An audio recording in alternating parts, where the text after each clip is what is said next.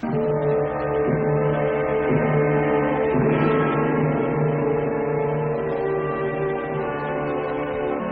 of Eric the Red and Leif Erikson to the present, the exploration of the unknown parts of the world has held a particular fascination for the Scandinavians. The Vikings visited China centuries before Marco Polo, and Leif Erikson set foot in the New World quite a long time before Columbus.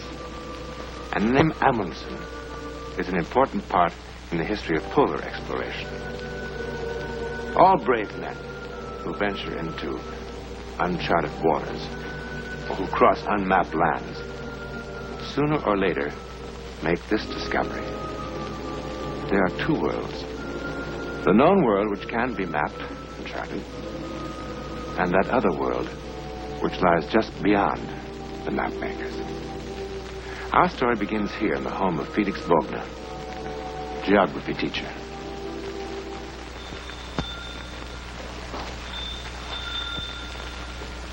Martha, the door.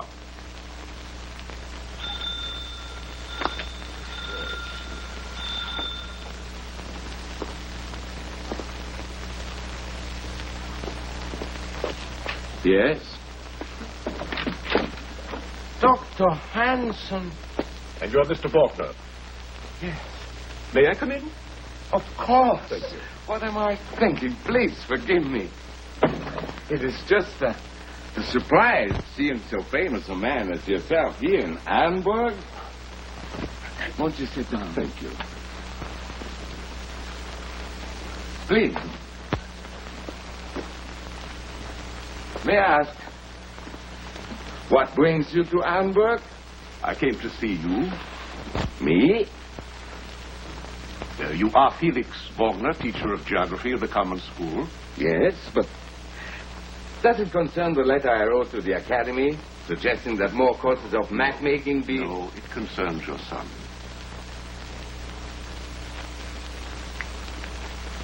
I have no son. He's dead. Yes, Eric is dead. You know his name. I knew him, Mr. Wagner. You... Felix, was that the bell? I was sweeping the carpet. Oh. May I introduce you to my wife, Mrs. Bogner? This is Dr. Einar Hansen. The Dr. Hansen? Yes. Oh. Does that distress you? No, it's only that my boy, my Eric, he idolized you so. If he could have seen you. He did. That is why I am here. Oh, but... Yes, but please go ahead, Dr. Hansen. May I smoke? Oh, yes, please do. Thank you.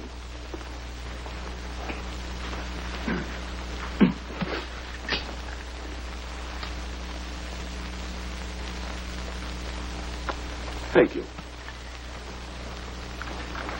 As you know, our expedition into the Sahara began disastrously. Our supplies were late in arriving, and as a result we had difficulty in getting a guide because it was nearly the beginning of the sandstorm season. West of Arawan, the wind began to rise. Of the 10 in our party, 7 decided to return to our base. That left Professor Anderson, Gus Karpus, and myself. We had a native guide and a camel. We decided to press on toward Kifa. The next evening,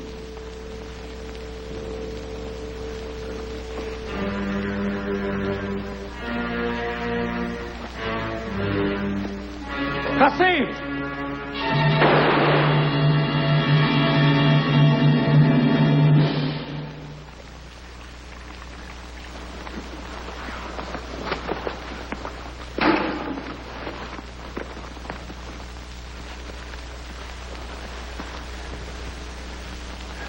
Yes.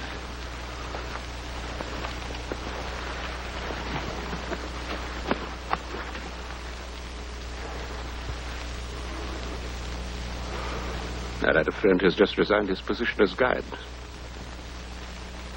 Why, Anderson? Why? Because he's a fool. I only meant to frighten that. And likewise our faithful camel. I hope you realize the position your bright young professors put us in now. Well, do you intend to stand here all night, Doctor? What do you suggest, Gus? Go after the camel, of course. On foot? And what do you suggest, Doctor? Are we supposed to wait until the sand covers his tracks? He's right, Einar. I don't look forward to the walk. You two can stay here if you like. But where we are now, all your money, all your glory, won't get us more water when we need it.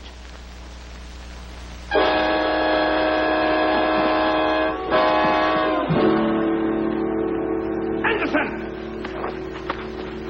Stop it now! I'll kill you for this. No. You will thank him. He saved your life. I'll take care of my own life. Once the sun came up, you would not last 3 hours without water. You should know that, Gus. So we wait here until we die, is that it? But we last longer because we're near the water bag. Is that it? Not me. I'm going. We go together. But not tonight, though. Why not tonight? Now listen. Wind is coming up. We've got to move our shelter to the east side of that dune, and now. By morning, there's going to be a sandstorm. You sure the wind will blow the same way all night, Doctor?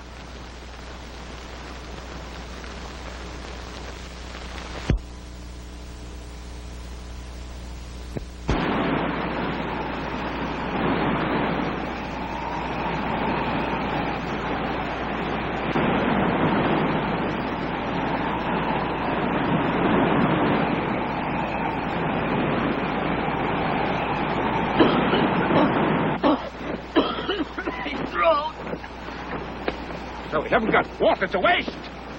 Oh, you just tell me.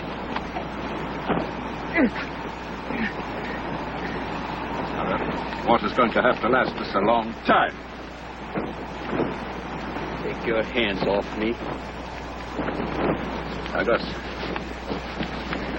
That's going to be shared. Shared alike. No extra rations. Agreed? Agreed. Gus!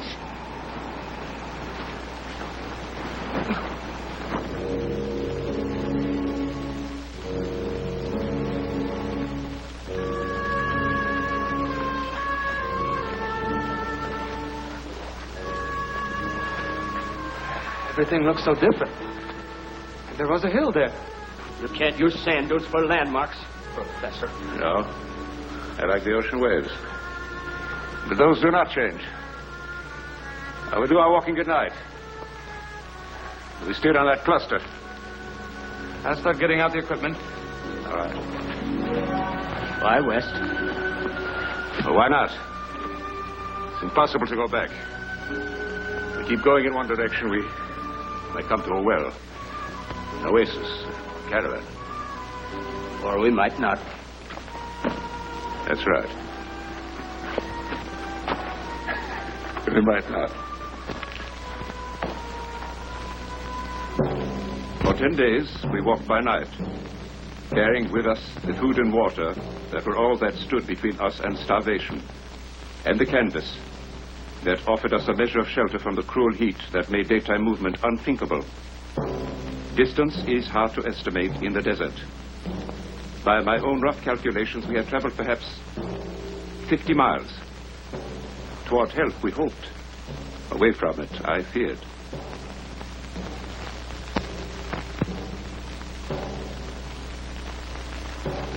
In any event, our situation was becoming worse. It was necessary to reduce the ration from 1 biscuit per day and a cup of water to 1/2 that amount. We were becoming weaker. Finally, just before dawn, on the 10th day. What are you stopping for? We still got an hour before light. We're going to gamble at last hour. Gamble? On what? Shut up and I'll tell you. Don't talk to me. Be quiet, both of you. Got me help. On top of a little rise. The fire can be seen a mile. Been saving his ration box. What makes you think anybody will see it? For nothing. But it is possible. A caravan, another explorer, even some nomadic native. And if this nomadic individual does see it, can you say for sure he'll come and investigate? No. But I can say for sure what will happen to us if he doesn't.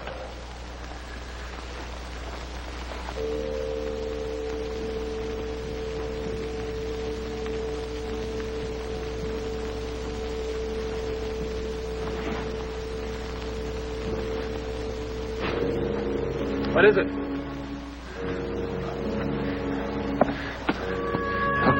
Look.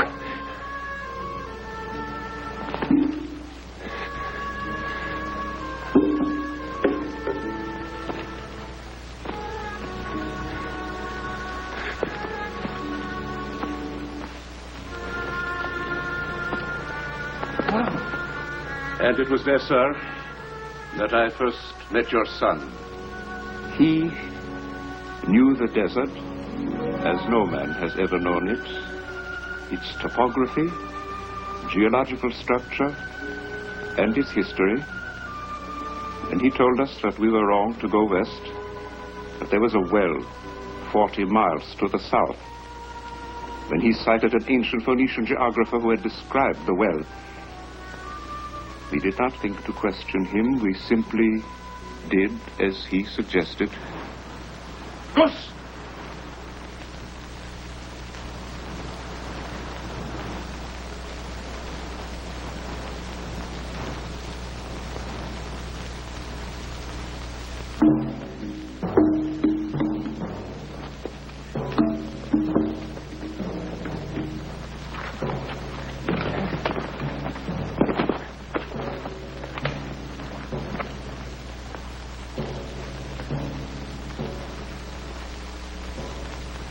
Take this. The Star of the Sun.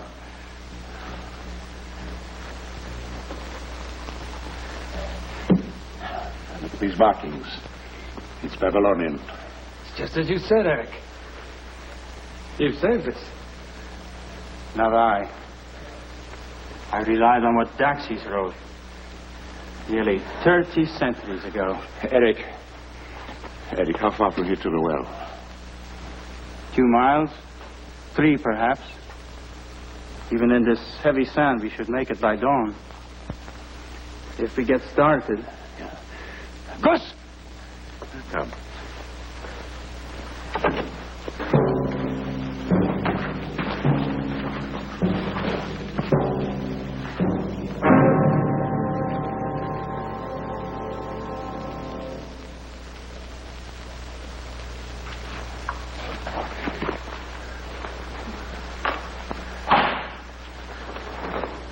It isn't fair. We came so far. It's his fault. He told us to go south.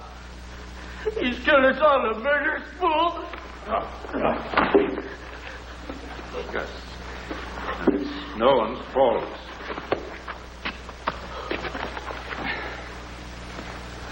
Eric.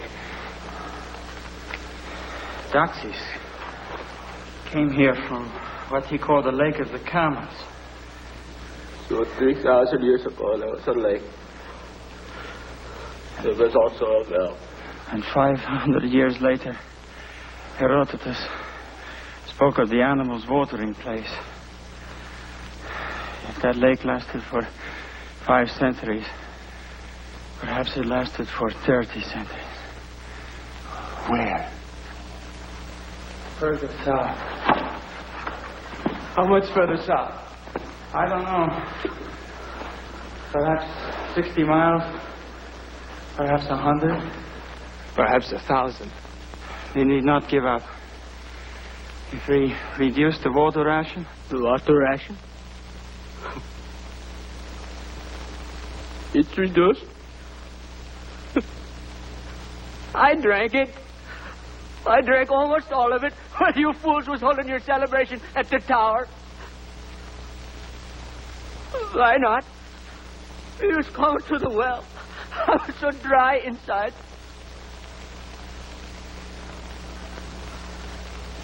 Why doesn't somebody say something? Why doesn't somebody say, too bad? It wasn't her fault. Bad luck. Bad luck. I'll find you more water.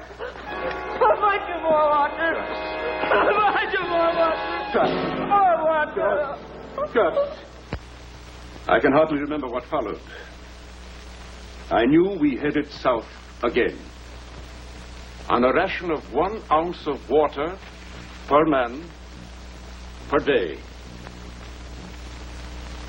In the end, it was Eric whose strength failed. Still want some water? It's not time. Oh, please. Take mine. I had more than my share before. Your body doesn't remember that. Please. Don't make me waste my strength arguing. I want to talk to Dr. Hansen. Eric, I would like you to forgive me.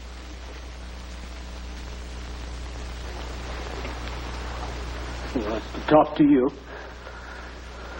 All right.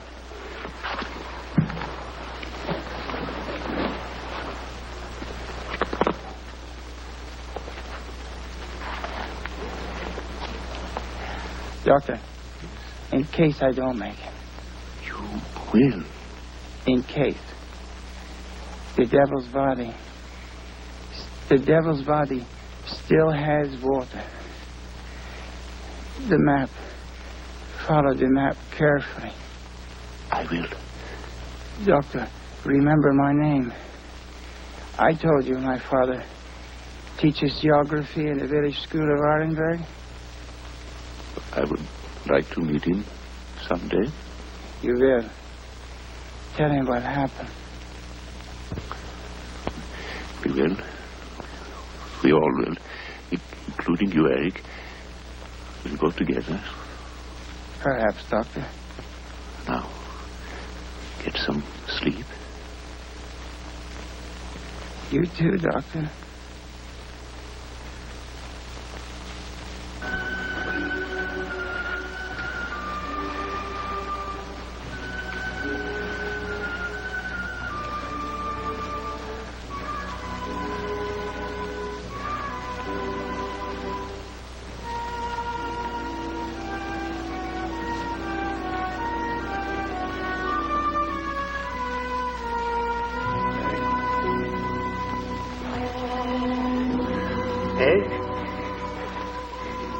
Gus Henderson. Stan. He was a boy, a man, rather, who did what he decided was right. He never reproached Gus, who drank the water that might have saved him. He might be here in Arenberg now, if He is. he is alive. My son died last summer, September 9th, 1910, at the age of... How do you know the date? At the age of 22. You never laid eyes on my boy in his entire life. Do you think I'd make up a story like this? Felix, whatever this is, I believe he has told the truth. But how can it be possible? Perhaps some other boy who used Eric's name for some reason. Perhaps. But it wasn't Eric. This is our friend and Dr. Henrik Swanson. He brought Eric into this world. He took care of him all his short life. I want him to Tell him, Henrik. From the beginning, the boy suffered from a spinal disorder. At about age 6, a progressive paralysis set in, affecting at first only the lower part of his body. At the age of 12, he lost the use of his legs. He never regained his power to walk. What? For the last 10 years of his life, Eric Bergman never left that bed. But it is impossible. No, I am here. Gus and Anderson are alive? We are the living proof. May I say something? What Dr. Swanson has said is true, and yet not true. Now, Mrs. Bogdan, I do not follow you. His body was confined, but his spirit was free. It wasn't his spirit that walked with us. His books took him everywhere. To China with Marco Polo. Around the world with Magellan. He called himself an explorer. Yes, Eric's poor body never left that bed. But Eric himself, Eric was an explorer. What Dr. Hansen says he saw is impossible. Who supplied us with the information that saved our lives? The desert does strange things. Couldn't it have been a sort of mass hallucination? The others respected you as their leader. They believed what you believed. Is it impossible that they saw what you saw by some process akin to hypnosis? No, Doctor. Scientifically, it is not possible. May I speak to you for a moment, Doctor? Of course. Will you excuse me?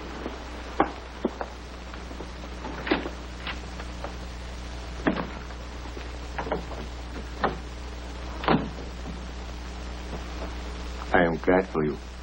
What? Because in time you will be able to believe completely my explanation that it all was a mirage, after all. But what about me? I mean, you have answered something which has caused me many sleepless nights. Doctor, what do you mean? On the death certificate, I wrote natural causes. I dared not write on it what he really died of, because, well, it was medically impossible. Doctor, what did he die of? In this room, in this bed, with a pitcher of water beside him on this table, Eric died of dehydration. Thirst. Thirst. As though he were in the middle of a desert. Now, Doctor, is there a picture of the boy? Yes.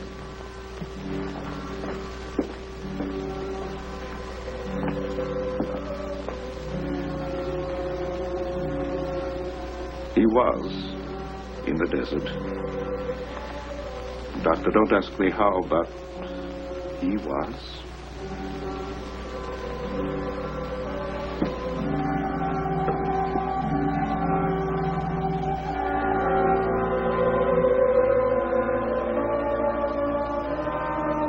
Perhaps the doctor's first theory was right.